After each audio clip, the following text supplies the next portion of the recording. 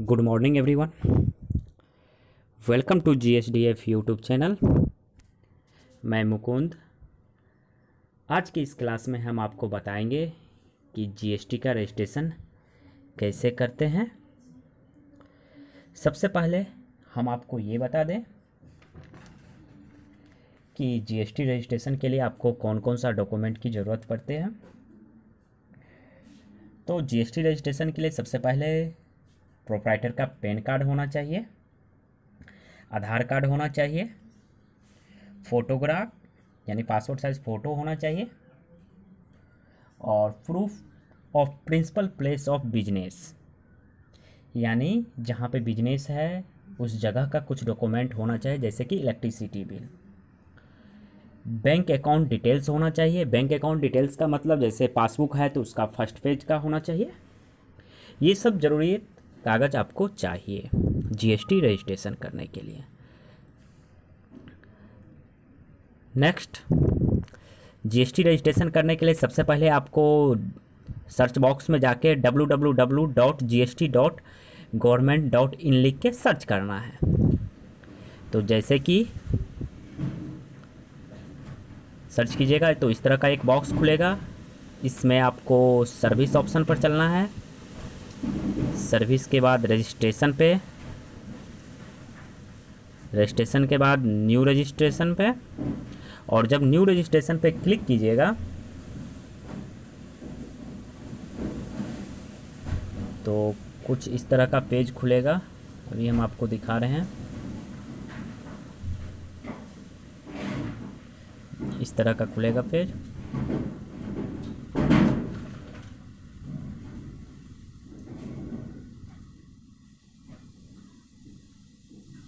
इस तरह का पेज खुलेगा। आपको सबसे पहले न्यू रजिस्ट्रेशन यहाँ पे क्लिक कर लेना है। क्लिक करने के बाद आपको यहाँ से IMA डैश टैक्स पेयर हैं तो टैक्स पेयर आपको सेलेक्ट करना है। उसके बाद नेक्स्ट जो ऑप्शन है आपको स्टेट आपको सेलेक्ट करना है। स्टेट के बाद आपको डिस्ट्रिक्ट सेलेक्ट करना है और डिस्ट्रिक्ट के बाद आपको यहाँ पे जो है legal name of business. Legal name of business का मतलब ये हुआ पैन कार्ड पे जो आपका नाम है वो नाम आपको इसमें लीगल नेम ऑफ बिजनेस वाले में भरना है। जैसे कि मेरे पैन कार्ड पे मुकुंद कुमार झा है तो हम मुकुंद कुमार झा लिख देंगे।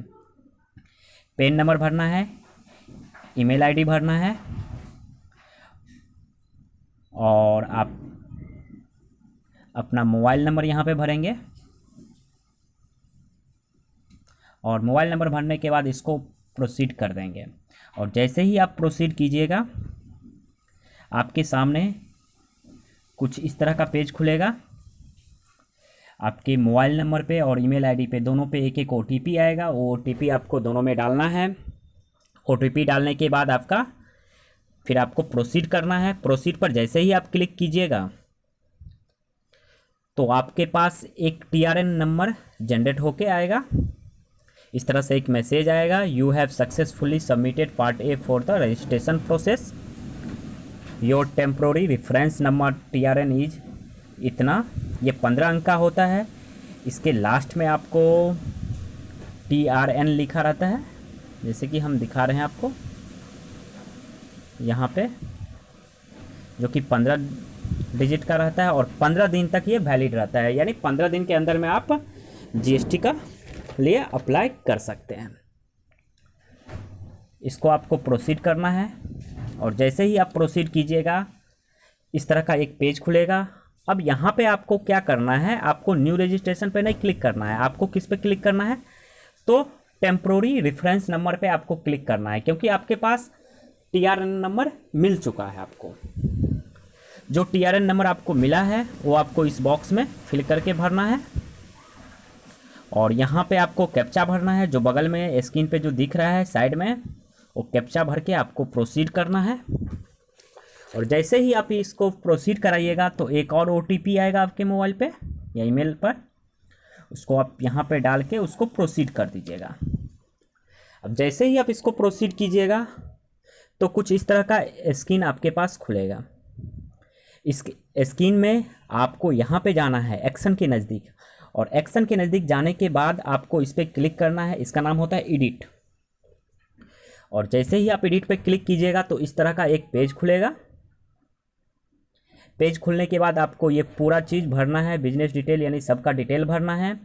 तो कैसे भरेंगे उसके बारे में देखिए। और जैसे जैसे हम भरते जाएंगे यहाँ पे जो है प्रोफाइल आपका बताते चलेगा कितना % भरा है, क्या नहीं भरा है, सब कुछ हम यहाँ से देख सकते हैं। तो चलिए सबसे पहले लीगल नेम ऑफ बिजनेस, इसमें पैन कार्ड पे जो आपका नाम है वही नाम आ जाता है। इसके बाद permanent account number, PAN number इसमें भरेंगे। इसमें आपको ट्रेड नेम भरना है, ट्रेड नेम यानी व्यापार का नाम, जो आपका शॉप का नाम है, बिजनेस का नाम है, वो भरना है। कॉन्स्टिट्यूशन ऑफ बिजनेस आपको भरना है। तो इसमें ज़्यादातर जो होता है हम यहाँ से देख सकते हैं, बहुत सारा चीज़ है।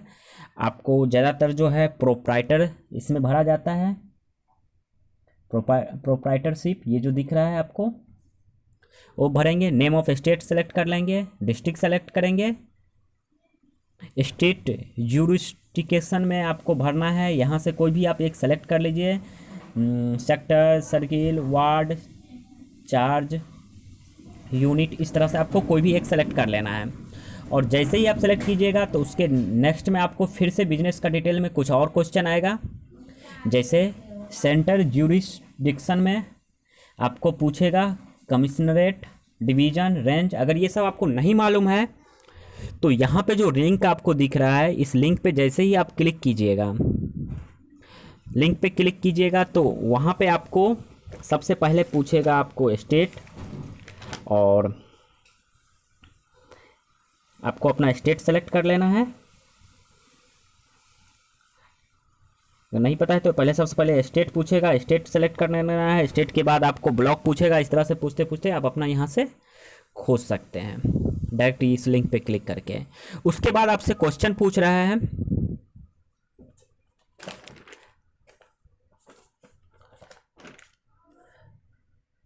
Are you applying for registration as a casual taxable person, यानी जो आप रजिस्ट्रेशन अभी कर रहे हैं वो क्या किसी ऐसे बिजनेस का कर रहे हैं जो आपका परमानेंट नहीं है। नहीं, तो हमारे केस में ये परमानेंट हम बनाना चाहते हैं, टेम्प्रोरी नहीं बनाना चाह रहे हैं, परमानेंट के लिए बनाना चाह रहे हैं, तो इसको नो ही रखेंगे। अगर आप टेम्प्रोरी में चाह रहे हैं कुछ दिन के लिए या 1-2 बार के लिए तो आप इसको यस करें, अन्यथा इसको नो ही रहने दें। उसके बाद ऑप्शन फॉर कंपोजिशन स्कीम, तो आप इसमें देख लीजिए आप कौन सा बनाना चाहते हैं, रेगुलर या कंपोजिशन स्कीम का। अगर रेगुलर का बनाना चाहते हैं तो रेगुलर कर लीजिए, कंपोजिशन का बनाना चाहते हैं तो कंपोजिशन का कर लीजिए। पूछ रहा है ऑप्शन फॉर कंपोजिशन स्कीम, अगर इसको यस कर देंगे तो कंपोजिशन स्कीम का बनेगा, अगर आप इसको नो रखिएगा तो रेगुलर का बनेगा। नेक्स्ट जो है हमारा रीजन टू ऑब्टेन रजिस्ट्रेशन, किस कारण से आप इसमें इसका रजिस्ट्रेशन करा रहे हैं। तो रजिस्ट्रेशन कराने का सबसे मुख्य उद्देश्य जो होगा आपका जो भी हो, तो आप इसमें आप भर सकते हैं अपने अकॉर्डिंग किस कारण से आप इसका रजिस्ट्रेशन करा रहे हैं। तो मुख्य रूप से ज़्यादातर आदमी ये भरता है क्रॉसिंग द थ्रेशोल्ड। इसका मतलब ये हुआ हमारा इनकम जो है इस रेट से आगे हो रहा है तो हम इसको जीएसटी रिटर्न भरना चाहते हैं। अब अपने अकॉर्डिंग इसमें सेलेक्ट कर लीजिएगा। फिर जो है यहाँ पे पूछ रहा है date of commencement of business, यानी आपका बिजनेस किस रोज स्टार्ट हुआ है उसके बारे में आपको भरना है। Date on which liability to register arises, इसमें आपको भी लिखना है वही जो कि जैसे कि मान लीजिए आपका बिजनेस जिस रोज स्टार्ट हुआ उसके बाद का डेट इसमें होना चाहिए। नेक्स्ट जो है अपना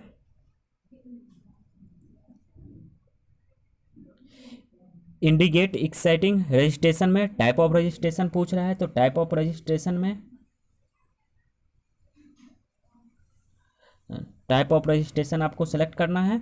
अगर आपके पास ये नहीं है तो इसको छोड़ देना है और सेव एंड कंटिन्यू करना है। और जैसे ही सेव एंड कंटिन्यू पर करेंगे तो सबसे पहले आपके पास पर्सनल इन्फॉर्मेशन आएगा। अब आगे आप सेकेंड पेज पर आ गए हैं, प्रमोटर या पार्टनर्स का डिटेल्स। तो इसमें सबसे पहले है नेम ऑफ पर्सन का first name, middle name, last name, यानी प्रोप्राइटर हैं तो आप अपना first name, middle name, last name भरें। फर्स्ट फादर का नाम भी भरना है, फिर फादर का मिडिल नेम भी भरना है, लास्ट नेम भी भरना है, डेट ऑफ बर्थ भरना है, मोबाइल नंबर भरना है, ईमेल एड्रेस भरना है, जेंडर भरना है, टेलीफोन नंबर भरना है। उसके बाद आपको यहाँ पे आइडेंटिफाई इन्फॉर्मेशन भरना है। डिजैग्नेशन स्टेटस में,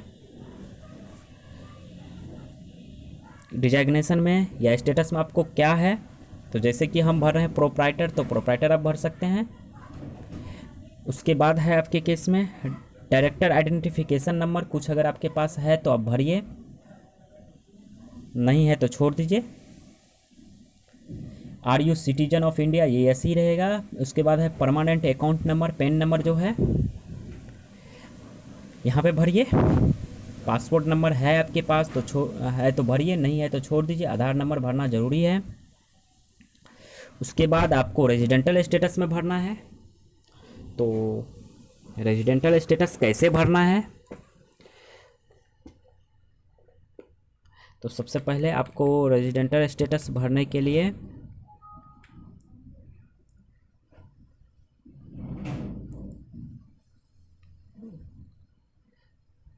ये पार्टनर का है तो आप अपना जो है building number, floor number, name of premises या बिल्डिंग यानी भवन का जो नाम है आपका वो भरना है आपको। उसके बाद रोड, स्ट्रीट नंबर जो भी हो, सिटी है, टाउन है, जो भी है आपका वो भरना है। कंट्री सेलेक्ट कर लेना है, स्टेट भरना है, डिस्ट्रिक्ट भरना है। डिस्ट्रिक्ट भरने के बाद आपको जिप कोड या पिन कोड जो हो आपके पास वो भरना है। उसके बाद आपको अपना एक पासपोर्ट साइज फ़ोटो अपलोड करना है। तो कैसे करेंगे, तो यहाँ पे आपको क्लिक करना है चूज फाइल पे, और या नहीं है तो यहाँ से टेक पिक्चर के थ्रू भी आप ले सकते हैं। वो पिक्चर का साइज़ जो है, पिक्चर जो है जेपीजी में होना चाहिए और साइज़ जो है 100 KB में होना चाहिए। उसके बाद है अदर इन्फॉर्मेशन में आल्सो ऑथराइज सिग्नेचर, इसको यस करना ज़रूरी है, इसको यस कर लीजिएगा और सेव एंड कंटिन्यू करना है। सेव एंड कंटिन्यू करने के बाद आपको डिटेल्स ऑफ ऑथराइज्ड सिग्नेटरी, अब जैसे जैसे बना रहे हैं आपका देखिए ये यहाँ पे टिक लगते जा रहे हैं। जैसे हमारा 2 बन गया है, तीसरे वाले में देखिए हमको कुछ ज़्यादा बनाना नहीं है, इसको आपको टिक लगाना है डिटेल्स ऑफ ऑथराइज्ड सिग्नेटरी, और जैसे ही टिक लगाएंगे और सेव एंड कंटिन्यू कर देना है। नेक्स्ट जो है हमारा ऑथराइज रिप्रेजेंटेटिव, अगर हम किसी दूसरे को ऑथराइज रिप्रेजेंटेटिव बनाना चाहते हैं तो इसको यस रखना है, नहीं तो नो रखेंगे। हम किसी दूसरे को नहीं बनाना चाहते हैं तो हम इसको नो ही रखेंगे, और सेव एंड कंटिन्यू पे क्लिक करके हमको आगे बढ़ना है। उसके बाद है प्रिंसिपल प्लेस ऑफ बिजनेस, अब बिजनेस का डिटेल भरना है हमको, building number, flat number, floor number, name the premises building, यानी इसमें आपको अपना डिटेल नहीं भरना है, इसमें बिजनेस का डिटेल भरना है। बिजनेस जिस इलाका में है, जहाँ पे है, वहाँ का एड्रेस वगैरह पूरा भरना है। State, district, pin code, latitude, ये सब है तो ठीक है, ये दोनों नहीं है तो छोड़ दीजिए। जिस पे रेड लगा हुआ है, इंडिकेट है, उसको मैंडेटरी है उसको भरना, जिस पे नहीं लगा है उसको आप छोड़ सकते हैं। उसके बाद बिजनेस यानी ऑफिस का जो ईमेल एड्रेस है वो भरिए, एसटीडी कोड है, मोबाइल नंबर, टेलीफोन नंबर, ये सब भरिए। उसके बाद आपको nature of profession of premises में भरिए, किस तरह का बिजनेस है, रेंटेड है, ऑन है, रीज्ड है, कॉन्सेंट है, यानी आप जिस मकान में बिजनेस कर रहे हैं वो किस तरह का है, रेंट पे है कि ऑन पे है कि अदर पे है, वो भरना है। और उसका एक प्रूफ आपको अपलोड करना है। जैसे कि अगर आप रेंट पे कर रहे हैं तो रेंट सेलेक्ट करके, जैसे इलेक्ट्रिसिटी बिल हो गया, इस तरह का कोई भी एक डॉक्यूमेंट आपको अपलोड करना है। उसके बाद आपसे पूछेगा nature of business activity being carried out of एवं मेंशन्स प्रीमाइसेस, यानी आपका बिजनेस किस तरह का है। तो जैसे अगर रिटेल बिजनेस है तो रिटेल करिए, एक्सपोर्ट का है तो एक्सपोर्ट करिए, जो भी हो आपके केस में वो आप सेलेक्ट करके सेव एंड कंटिन्यू करना है आपको। उसके बाद हो गया एडिशनल प्लेस ऑफ बिजनेस, आपके केस में कोई एडिशनल प्लेस ऑफ बिजनेस है कि नहीं है, अगर नहीं है तो इसको आप कंटिन्यू कर दीजिए। एडिशनल प्लेस ऑफ बिजनेस का मतलब ये हो गया कहीं अलग और जगह पे आपका बिजनेस है कि नहीं है, नहीं है तो इसको कंटिन्यू करिए। उसके बाद है गुड्स एंड सर्विस। आपका बिजनेस क्या चीज़ का है, अगर गुड्स का है तो गुड्स सेलेक्ट कर लीजिए, सर्विस का है तो सर्विस सेलेक्ट कर लीजिए। जैसे हमारे केस में अगर कंप्यूटर है, डेल कंप्यूटर का है तो डेल इसमें लिखेंगे, कंप्यूटर करेंगे, उसका अपने आप HSN कोड आ जाएगा, उसको सेलेक्ट कर लेना है। आप जो जो वस्तु बेच रहे हैं, सेल्स कर रहे हैं, वो किसी 5 आइटम, मेन जो 5 है उसके बारे में आपको लिखना है। अगर सर्विस कर रहे हैं तो सर्विस का करना है। उसके बाद आपको सेव एंड कंटिन्यू करना है। नेक्स्ट जो है आपका बैंक अकाउंट पूछ रहा है। सबसे पहले पूछ रहा है total number of bank account maintain, यानी आपके पास कुल कितना बैंक अकाउंट है। तो हमारे केस में अगर 1 है, आप जितना दर्शाना चाहते हैं उसको कर लेना है। उसके बाद आपको ऐड न्यू पे क्लिक करना है और यहाँ पे आपको account number, types of account किस तरह का है, सेविंग है, करेंट है, कौन सा बैंक अकाउंट का क्या है, वो आपको कर लेना है। उसके बाद आपको एक प्रूफ अपलोड करना है, जैसे कि बैंक स्टेटमेंट का हो या कोई चेक हो जो कैंसिल हुआ हो या फर्स्ट पेज ऑफ पासबुक का हो। ये सब करने के बाद आपको सेव एंड कंटिन्यू पर क्लिक करना है। उसके बाद है स्टेट स्पेसिफिक इन्फॉर्मेशन। ये आपके पास अगर है तो ठीक है, नहीं है तो ये नोट नेसेसरी दिस डिटेल्स, तो इसको छोड़ भी सकते हैं। लास्ट में आपको ये वेरिफिकेशन का सिंबल आएगा। वेरिफिकेशन का सिंबल आने पर इस पर आपको यहाँ पे टिक लगाना है। उसके बाद आपको ये दोनों है ऑथराइज सिग्नेचरी, यहाँ पे अपलोड करना है अगर है तो आपके पास, प्लेस।